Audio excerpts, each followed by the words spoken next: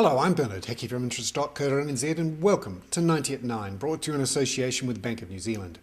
This is your morning briefing where you get everything you need to know in 90 seconds at 9 o'clock, starting now with news that the tensions around Greece's financial problems continue.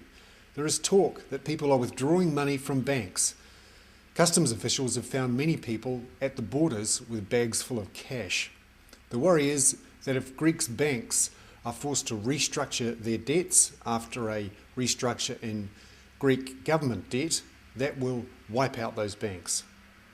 Meanwhile, the euro remains very weak and in fact fell to a record low versus the Swiss franc. People are pulling their money out of euro and putting them into Swiss francs. Meanwhile, the European Central Bank Director Jürgen Stark says that Portugal, Ireland and Greece need to make drastic changes to their economic plans to survive.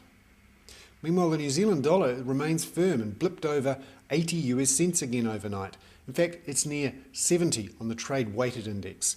It's up near 3-year highs. It's partly because of strength in the New Zealand dollar versus the Australian dollar. We're up near 76 Australian cents again.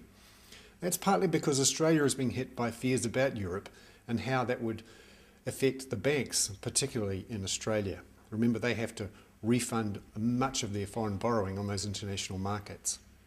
Also, there are some worries about inflation in New Zealand.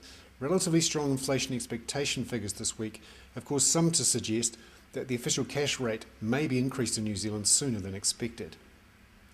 Meanwhile, an OECD report out overnight unchanged its growth forecast and said that growth would be slower in China. It also called for interest rate hikes around the developed world.